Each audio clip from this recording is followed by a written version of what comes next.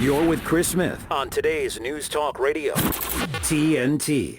From techadvice.life, I've got the one and only Alex Zaharoff-Reutt, who has got a house full of information for us on the cyber and technological world. Welcome back to TNT Radio, Alex. Good afternoon, Smithy. And yes, there is one place in the cyber world that is shorter than ESC, and that is X. X, of course, one letter. Yeah, that beats ESC. That beats ESC by two letters. I'm with you.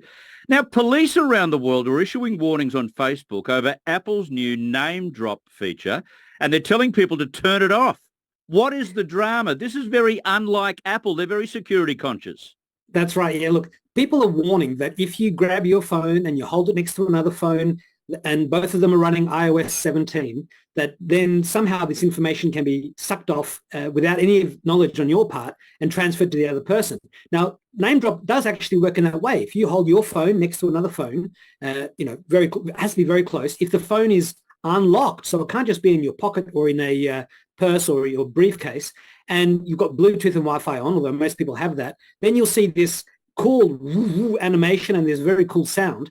And then you'll see on both phones that you can have the contact can be shared, but you need to authorize the sharing of that contact. And you also then need to say which information you want to have shared. So your phone that's not a number and your security email. danger. That's a beat up. Not at all. That's right. It's just a beat up. Look, people love to have bad stories about Apple or bad stories about anything. I mean, the man bites dog or dog bites man story is much, more suited to the front page than the fluffy puppy story, which is normally the one at the end of the news bulletin. So it's just a beat up. You don't have to worry about it. I do have the video on my website of how name drop works. And if you do wish to turn it off, it's just a couple of clicks away. It's very easy to do, but I'd leave it on. It's such a cool feature. You can also use your watch and just holding your phone next to one other phone and you get this cool animation and bang, the contact is shared. It's very cool. Okay. Microsoft makes its Copilot AI free to use on the web and will soon bring GPT-4 Turbo, I've never heard of that, to users as well. Tell us about these turbocharged technological advancements. Sure. So Microsoft, as we know, has invested over $10 billion in ChatGPT, and they've been using the ChatGPT, the Bing AI chat, in the Edge browser as a way to get you to stop using Google, to stop using Chrome, and to use Edge. And also they've built it into Windows 11. They're building it into Windows 10. We've spoken about that. Well, now you can go to copilot.microsoft.com and you can use their version of ChatGPT for free. Now, you do need to have a free Microsoft account, which is Hotmail or Outlook, or if you use an email address to log into Windows, you can do that.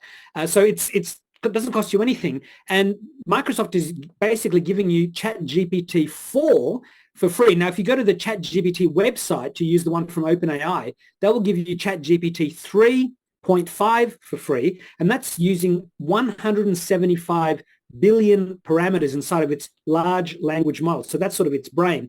ChatGPT 4 has 1 trillion bits of information inside. So it's faster, it's more accurate, less prone to hallucination. And there's now something called ChatGPT 4 Turbo, which is even faster, has even more information, and can accept up to 300 pages worth of information in a single prompt. And Microsoft will be bringing this to its Copilot. They've stopped calling it Bing Chat. They're now calling it Copilot.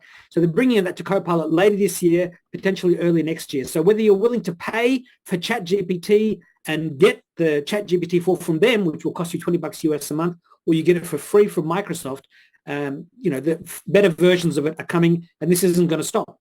Each and every time they upgrade the AI technology, they've got to come up with some kind of descriptive word for it. They've got turbo going here. So when turbo is superseded, they've got to come up with another one. This is going to drive them nuts. Well, the next one is already ChatGPT 5. So OpenAI is already working on this. And, this is on the road to this thing called artificial general intelligence, or AGI, when you have a computer that's effectively conscious and smarter than humans. We're not there yet. That was one of the reasons why Sam Altman could have been sacked and then restored, because the board was concerned that he wasn't telling the truth about what discoveries he'd found. But we're definitely going to get there one day. We're going to have computers that are smarter than humans, and it's just a matter of time. So, they'll have to ask ChatGPT what to call the next version. But they'll ask AI's help. That's what they will do. You're exactly right. It's not a headache at all. It's National Scams Awareness Week in Australia. So how much money have Australians already lost, and what are the most common scams that are circulating at the moment? Sure. Well, up to this month, there's been over 81,000 reports. Over $92 million has already been stolen from Australians. And you've got things like scam messages from postal services or government departments or couriers. And you've got the bank impersonation scams and the emails that are just coming through trying to trick you into going to a website and typing in your usernames and passwords. And effectively, these scams just going to keep on coming, and the government is telling you to stop and think. They're saying who's really there. You should independently check any information that you're given by contacting the company directly. Look for their phone number, their website. Don't click on any links or use any numbers that have been emailed to you or texted to you. It's okay to ignore these messages, to delete them, to keep on scrolling. And if you're on the phone with somebody, don't be afraid to tell them, listen, I have to ring the company itself. Sorry, I've got to go. Bye. Even if you don't call them back. Even if you don't do anything at all. I mean, most of the time, these things are scams, and bank impersonation scams are the ones that are the most, people are getting the biggest losses. There are ads on Australian radio from people saying, I was fooled. I got a text message saying someone's trying to hack my account. You've got to transfer your money here. They rang them. It was the scammers. They lost their money, and it's very hard to get it back. So Scams Awareness Week, go to scamwatch.gov.au. And if you've got a tech advice on life, I've got links there and also the government's video on how to be able to tell what's a scam and what isn't. Fantastic, because people, unless they've been through the process, don't know how believable and sophisticated these people at the other end of the phone are. They sound like as if they could be working for the local vacuum cleaner company. They are friendly. They are helpful. They are sympathetic. They have pathos, but they're crooks, and you do not know that they could possibly be a crook. So be very, very careful. Now, with the Australian government reviewing its unfair trading laws, Australian consumer advocacy groups are calling for strong new fairness laws to close gaps in Australian consumer law. I think most Australians believe that businesses are already required to treat customers fairly, don't you think? Well, you would think so, but incredibly, that's not the case. 7 in 10 people think that the businesses are required to treat you fairly, but they're not. And the research from Choice Magazine and other consumer groups said that 69% of people mistakenly believe Australian businesses will face penalties if they've been found to have acted unfairly, which is not the case. 89% said businesses charging you higher prices for a product or service based on the personal information they collected about you online is unfair. 90% said businesses make it difficult for you to cancel or your online subscription to a product or service you no longer want, and that's unfair. And 84% said businesses selling extended warranties that don't cover you for anything in addition to what's available under the existing Australian consumer law is unfair. And often your existing consumer laws will protect you even beyond the stated 1 or 2 year manufacturer's warranty. And Choice and these other consumer advocacy groups want the government to make these laws clearer and to stop them from being so unfair. Yeah. I want to skip a couple of topics, if I may, because we're running out of time. But Apple is extending its emergency satellite SOS service for iPhone 14 users. What's the deal, Alex? Well, last year when you got an iPhone 14, you were getting 2 years free emergency satellite SOS service. And already that saved people from around the world. The service is available in 16 different countries. And if you can't get a signal to your mobile phone service, in the past, you were up the creek without a paddle. You couldn't get through to anybody. But now, as long as you are in line of sight of the sky, you can hold your phone up. And there's a video at my site that shows how this works. And there's a test as well. I've tested it. It works. And you can see the satellite. You've got to hold it for a couple of minutes, but you will get through and you can send a message and send your location and get emergency service out to you. And so Apple's extending this for 1 extra year for iPhone 14 users. So if you bought your iPhone 14 last year, which is when most people did, or you bought it any time before November 15 this year, you'll get an extra year of service for free.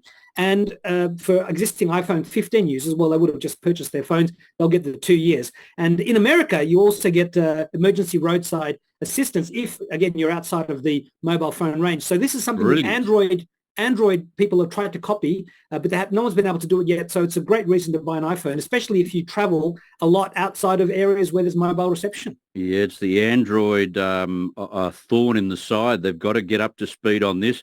Hey, Tesla's Elon Musk is reporting the long-awaited Cybertruck is ready for delivery starting tomorrow. This sounds very next gen.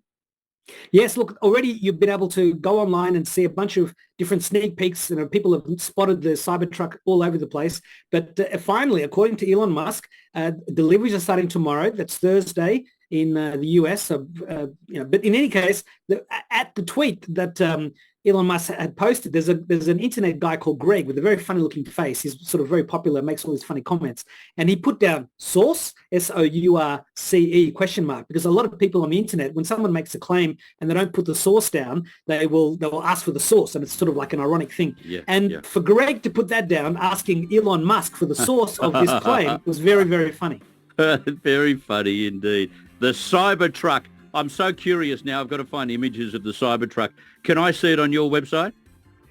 Look, I haven't put it there, but I will. But if you just type Cybertruck in, you'll notice that it has a very sort of triangular design, very angular design. So yes, I'll definitely put something up there right now for anyone that wants to have a look. But just type Cybertruck into Google and it's there. Okay, fantastic. And they can follow all of those topics and all of those issues we spoke about, plus a whole heap more that we didn't get to today by going to your website, techadvice.life. We love it. Thank you, Alex.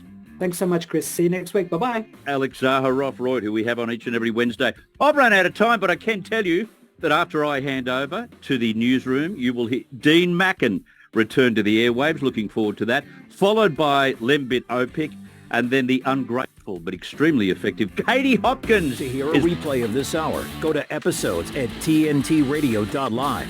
Now, TNT Radio News. With your hourly news brief, I'm Matt Boyland.